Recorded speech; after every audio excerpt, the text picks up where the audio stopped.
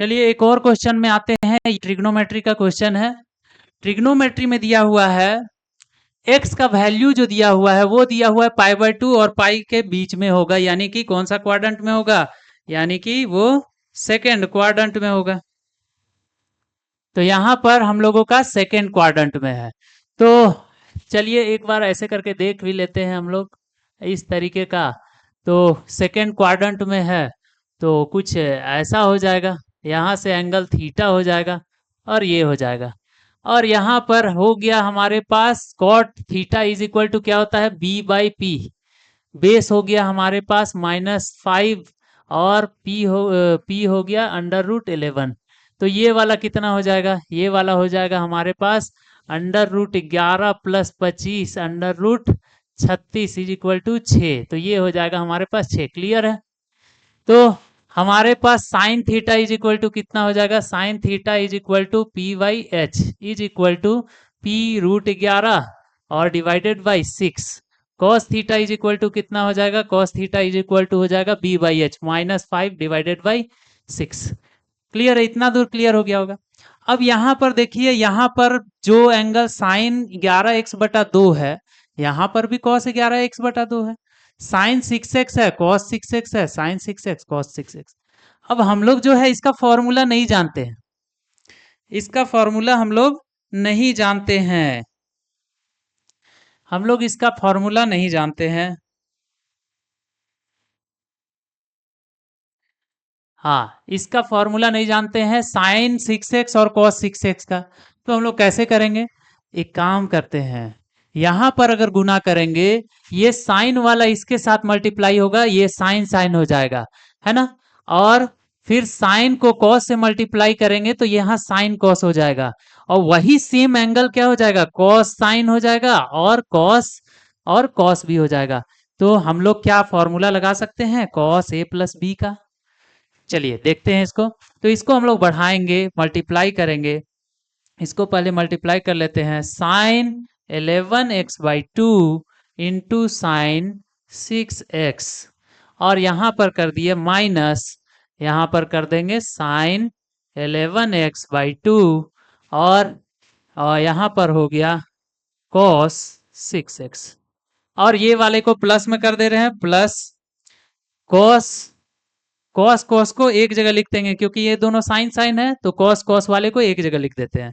तो cos 11x/2 into cos 6x, और यहाँ पर हो जाएगा प्लस, ये दोनों को लिख देते हैं, cos 11x/2 into sine 6x।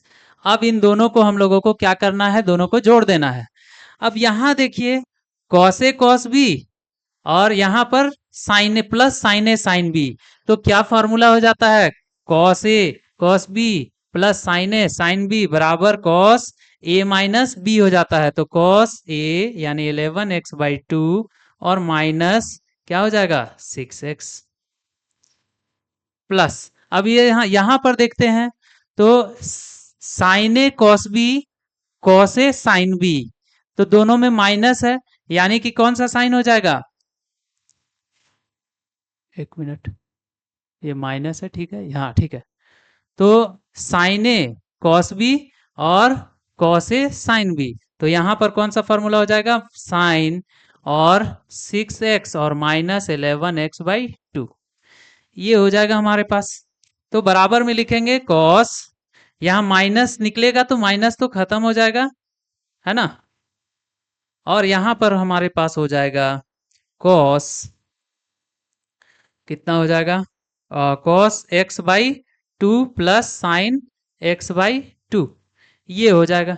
इसी का हम लोगों को वैल्यू चाहिए, इसी चीज का हम लोगों को वैल्यू चाहिए, कॉस x/2 साइन x/2। अब कॉस थीटा बराबर, यानी कि कॉस x का वैल्यू हम लोगों को पता है, ये x है और ये भी x है, तो हम लोग इसका वैल्यू नहीं निकाल लेंगे, बिल्कुल निकाल लेंगे।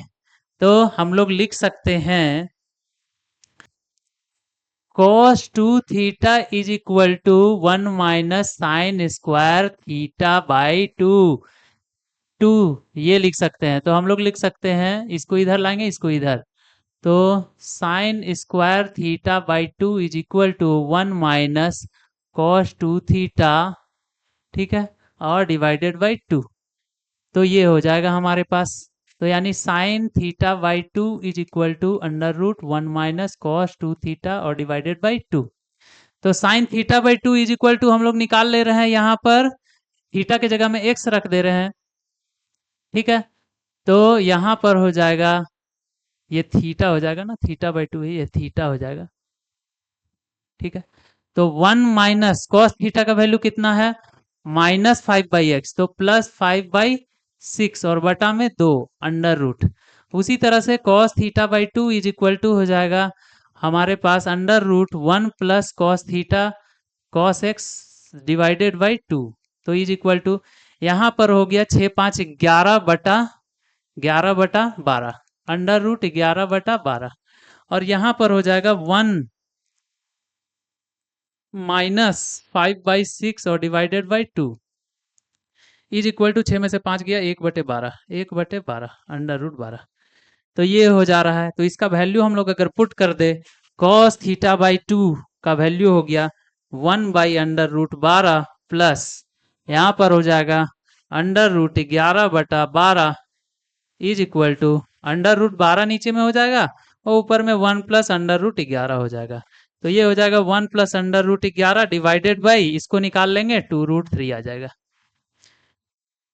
तो 1 प्लस √11 2√3, ये बी नंबर ऑप्शन हो जाएगा हमारे पास। तो ये क्वेश्चन में बस ये सोचना था कि इसको सॉल्व कैसे करेंगे और हमारा आंसर आ जाता है।